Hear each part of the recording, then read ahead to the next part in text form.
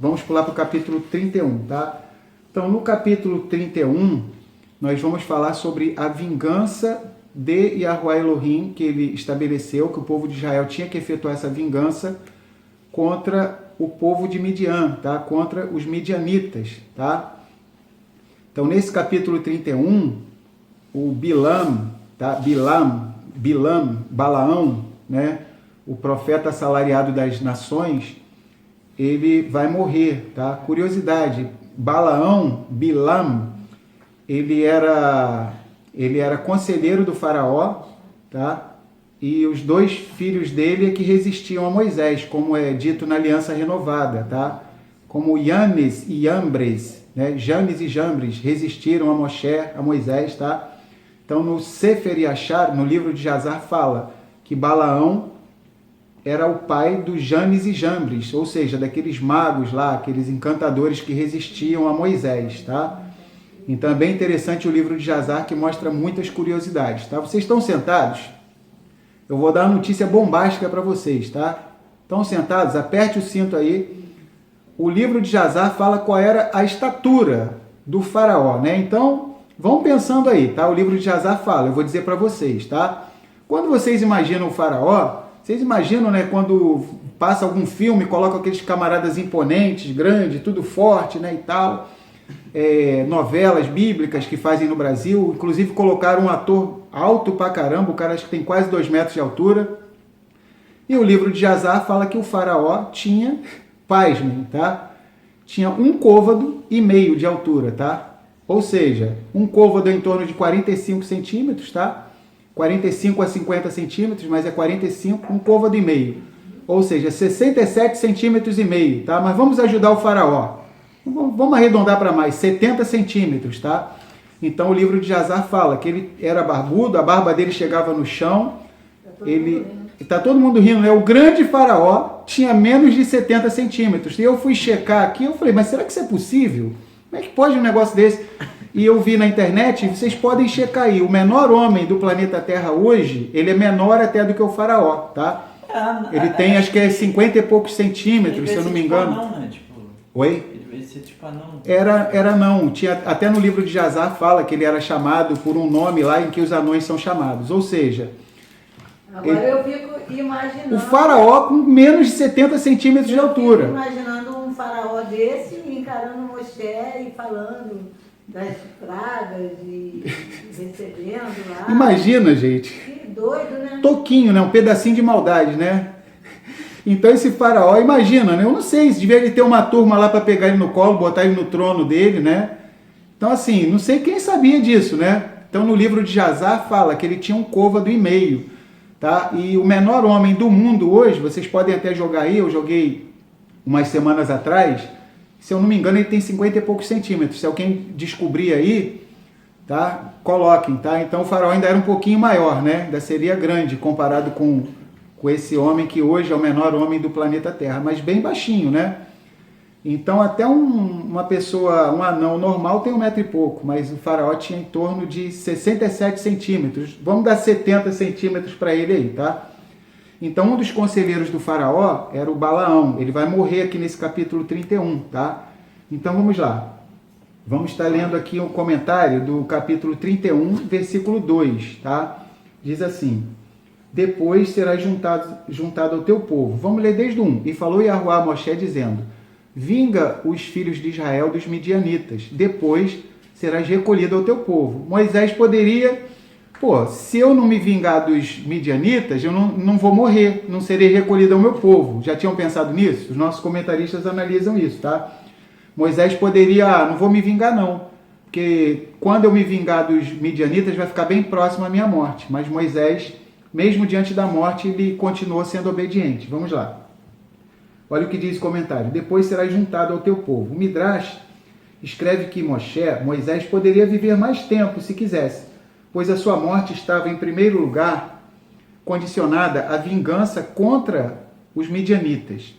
E por isso talvez demoraria em cometê-lo, né? Se fosse, imagina, se você recebesse uma ordem do Criador e você pensasse, logo depois disso eu vou morrer, né? Muitos talvez não fossem obedecer logo, mas Moisés era obediente, tá?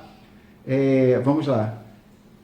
Então diz assim: entretanto, Moisés apressou-se em cumprir a ordem do Criador imediatamente, manifestando mais uma vez o seu espírito de sacrifício em favor dos interesses do povo. Moisés confiou a Finéias, que é Pinhais, era sobrinho neto de Moisés, tá?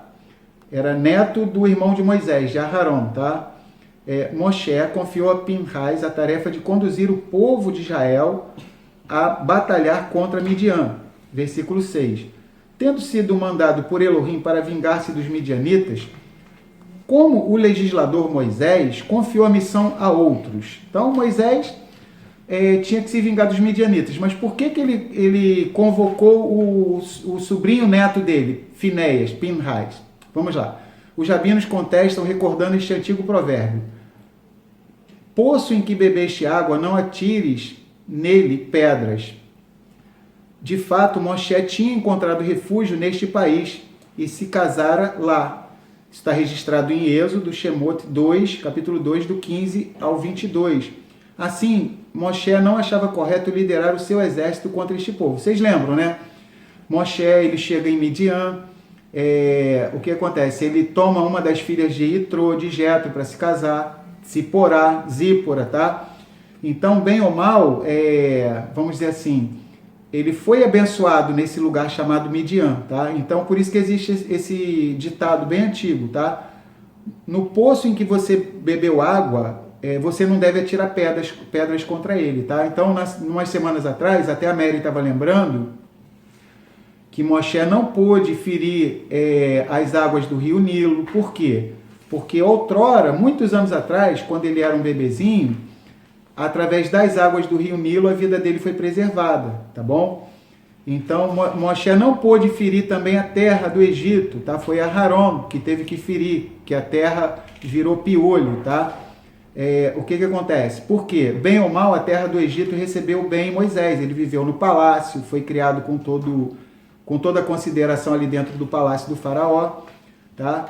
E como ele havia se casado com uma midianita, o sogro dele, Jetro, também era midianita, bem ou mal, esse lugar chamado Midian foi bênção outrora para ele, então ele não se sentia à vontade de comandar essa batalha. E vamos ver outro comentário. O Narmânides, um outro comentarista de Israel, diz o seguinte: Narmânides diz que como Finéias havia iniciado este processo, lembra, no capítulo 25, fala que Pinhais foi que encravou o príncipe da tribo de Simeão, tá? O príncipe malvado israelita, e a Cosbi, a princesa midianita. Então, quem começou essa vingança foi quem? Foi Pinhais. Já tinham morrido 24 mil pessoas. Se Pinhais não tivesse agido, ia morrer praticamente quase o povo todo, tá?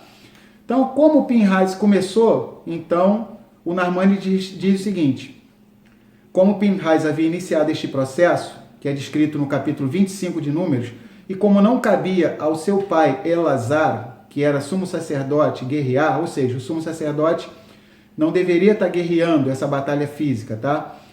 Coube a ele, a Pinhais, chefiar o povo e vingar as 24 mil mortes provocadas pelas sedutoras filhas de Midian. Então, olha, já uma reflexão para cada um de nós, tá? Duas reflexões, tá? Vamos dizer assim, o poço em que nós bebemos água, ou seja, em algum lugar, ou alguém que um dia foi bênção para nós não devemos atirar pedra contra essa pessoa e nem contra esse lugar, tá? E a segunda reflexão é a seguinte: o que a gente começou, a gente termina, tá? Então, Pinhais começou a vingança lá contra os midianitas, tá? E, vamos dizer assim, Moisés achou por bem o seu sobrinho neto dar prosseguimento a essa vingança, ou seja, Pinhais começou, que ele conclua, tá? A gente vê que no futebol tem até essa mania, o jogador ele vem driblando lá, derrubam ele lá na área, aí é pênalti. O que o jogador faz? Ele se agarra com a bola, geralmente, né? E ele cobra o pênalti. Até no futebol parece que eles conhecem essa Torá, né? Esse mandamento, vamos dizer assim, de uma maneira brincalhona, tá? Ou seja, quem começou a fazer jogada, que foi derrubado na hora de fazer o gol, ele tem o direito de cobrar o pênalti. Claro, tem uma geração de jogador fominha aí, né? Que não fez a jogada e quer cobrar o pênalti. A gente sabe que tem isso. Mas, no geral, quem fez a jogada é que cobra o pênalti. Ou seja, o que ele começou termina, tá? Então, Pinhas tinha começado essa jogada. Então, o pênalti, a bola estava na mão dele ali, para ele cobrar e fazer o gol, tá? E não tinha ninguém melhor indicado para fazer isso do que Pinhas. E trazendo uma reflexão sobre nossas vidas. Olha só. Quantas coisas a gente começa e não conclui, não é verdade? Quantas coisas, tá? Então, cada um agora, nesse momento, que esteja fazendo uma reflexão de coisas que começou a fazer e não concluiu, tá? Então, tem gente que começa a ler a Bíblia, tá? Por exemplo, começa a ler a Bíblia, aí começa lá em Gênesis, aí vai, todo animado Gênesis, né? Um monte de relato histórico, né? Prende a atenção, né, da pessoa.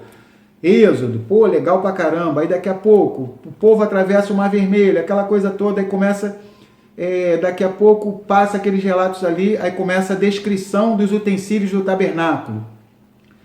Aí vai falar da cor de cada utensílio, o peso, o tamanho, o que cada tribo deu, o que deixou de dar, ou seja, e a pessoa, vamos dizer assim, não percebe a riqueza de detalhes que tem na construção do tabernáculo e outras coisas.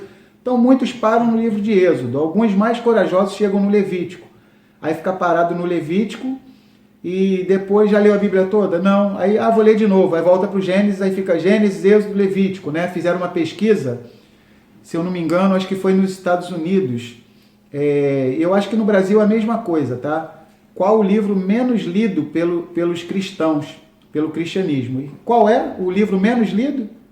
É o livro de Vaikra, Levítico. E qual é o primeiro livro que nós, israelitas, ensinamos para as nossas crianças? Qual é? É justamente o livro de Vaikra, Levítico. Olha que contraste, tá?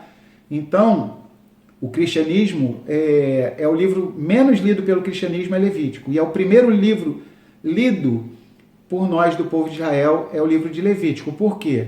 Levítico fala muito sobre os sacrifícios. Assim como os sacrifícios são puros, precisavam ser puros, as crianças são puras, tá? E a pessoa aprende desde cedo, desde a mais tenra infância, como dá trabalho o nosso pecado. Quando a gente peca, alguém tem que pagar a conta.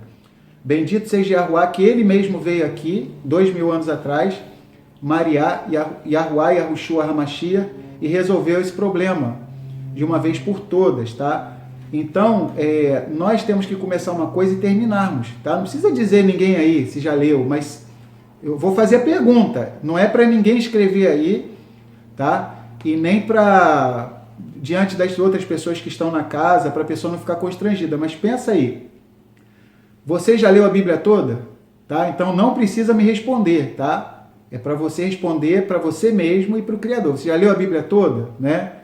Então, se a pessoa lê poucos minutos por dia, tá? Vamos dizer assim, poucos minutos todo dia, ela vai ler a Bíblia toda. Se ela lê uma média de 3 capítulos, 3, 4 capítulos por dia, em um ano ela vai ler a Bíblia toda. A Bíblia tem 1189 capítulos, tá? Não tem nem 1200.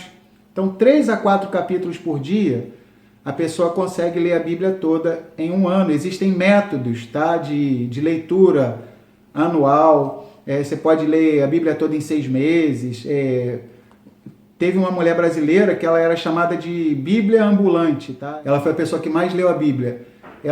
Essa mulher falava a Bíblia de cós salteada. Aí falaram para ela, você tem o dom, que não sei o que, tá. Acharam que ela era muito inteligente. Ela falou, olha, minha inteligência é comum, igual de todo mundo, é que eu insisto. Essa mulher disse que ela lia 40 capítulos da Bíblia por dia, um mês tem 30 dias, ela conseguia ler os 1189 capítulos da Bíblia em um mês, porque ela conseguiria ler até 1200 capítulos, ou seja, em cada um mês ela lia a Bíblia uma vez. Em 12 meses, em um ano, essa mulher tinha lido a Bíblia 12 vezes. Em 10 anos, 120 vezes, tá? Então, cada um tem o seu ritmo, a sua velocidade, mas aquilo que começamos, precisamos continuar. Alguns começaram algum projeto na sua vida, seja emagrecer, seja engordar, seja fazer um esporte, seja se aperfeiçoar na sua profissão, seja o que for, tá? E pararam no meio do caminho. Então a gente tem que retornar tudo aquilo que a gente parou e deixou inacabado não é uma coisa boa. Então, que Pinhas venha nos ensinar essa lição, tá? O que a gente começa, a gente tem que terminar. E para finalizar, existe um ditado brasileiro, um provérbio brasileiro, que é nunca deixe para amanhã aquilo que você pode fazer hoje. Que para mim é um provérbio israelita, tá? Por quê? Porque a tradição diz que Abraão era esse homem, que ele nunca deixava para amanhã o que ele podia fazer hoje. E nós temos um relato disso na Bíblia, nas Escrituras. Quando Abraão recebeu a ordenança de fazer a Brit Milá, a circuncisão, o que ele fez? Ele fez no mesmo dia, né? Então, que venhamos a concluir as coisas que a gente começou, tá bom? Então, Pinhas foi escolhido para estar trazendo essa vingança, tá bom? Então, ele iria vingar os 24 mil israelitas que foram mortos, tá? Vamos lá. A gente vai estar lendo aqui o texto, de novo, capítulo 31. E falou Yahuwá a Moshe dizendo, vinga os filhos de Israel dos midianitas, depois serás recolhido ao teu povo. Falou, pois, Moshe ao povo, dizendo, armem-se alguns de vós para a guerra, e saiam contra os midianitas, para fazerem a vingança de Yahuwá nos midianitas.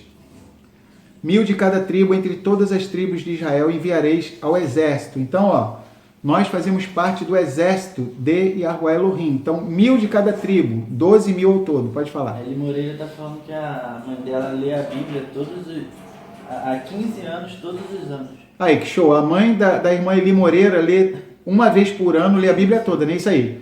15 anos. 15 já deve ter lido umas 15 vezes. Olha que show, olha que legal, né? Então, legal isso. Muito, muito legal essa atitude da mãe da nossa irmã Eli Moreira. Ou seja, procura ler bastante a Bíblia, né? No Salmo 1 diz, né? Salmo 1, versículo 2. Antes, o seu completo prazer está na Torá de Yahuwá, e na sua Torá medita de dia e de noite. Ou seja, então a gente tem que meditar nas escrituras dia e noite, tá? Então tem gente que pega livro grosso assim, grosso, dessa grossura assim, né? Livros que não edificam em nada, e a pessoa lê rapidinho aquele livro. Aí quando chega na Bíblia, a pessoa não lê a Bíblia, né? Então é complexo isso, né?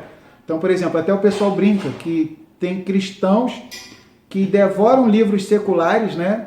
E devoram livros e mais livros e mais livros, e quando chega na hora da Bíblia, deixa a desejar. Por exemplo, muitas pessoas, até mesmo em época que está fazendo concurso, prova, está em faculdade, qualquer coisa, toma cafezinho, guaraná em pó, Coca-Cola, toma banho gelado para ficar acordado. Não, que eu tenho que ler esse livro dessa grossura, que não sei o quê. Mas na hora da Bíblia, por que não faz isso para ler a Bíblia? Para buscar o conhecimento da palavra do Criador, tá? Então, muitas vezes o ser humano, ele se esforça para as coisas seculares, as coisas do seu próprio umbigo, né? E não se esforça para as coisas do Criador. Então, pessoas que às vezes passam o dia inteiro navegando na internet, o dia inteiro assistindo filmes, séries, nada disso é pecado. Você pode usar a internet, você pode ver filme, você pode ver uma série, desde que não viole a Escritura, tá? Porque Paulo diz, Shaul, todas as coisas me são lícitas, mas nem todas convêm. Todas as coisas me são lícitas, mas eu não me deixarei dominar por nenhuma delas. Então, pessoas que zeram uma série inteira, vou ver de novo pela segunda vez essa série, terceira vez, quarta, filme, temporada, um monte de coisa. Aí leu a Bíblia toda, não, isso aqui eu tô sem tempo, né? Tô sem tempo para ler a Bíblia, né? Pô, as coisas estão tão corridas, né? Então é cara de pau, né? Vai um lustramóveis, né, de presente para a pessoa. Então, a pessoa é mais fácil ela reconhecer. Não, eu não tenho colocado a palavra do Criador como uma prioridade na minha vida. Pede perdão a ele e prossegue. Então, Pinhas nos ensina o quê? O que a gente começou, a gente deve terminar, tá bom? Então, vamos prosseguir. Aqui no capítulo 31 fala que foram enviados 1000 de cada tribo. Então, bem bonito isso, né? As 12 tribos de Israel planificadas aqui, tá? Ou seja, 1000 de cada tribo. Então vamos lá. Assim foram, versículo 4. 1000 de cada tribo, entre todas as tribos de Israel, enviareis ao exército.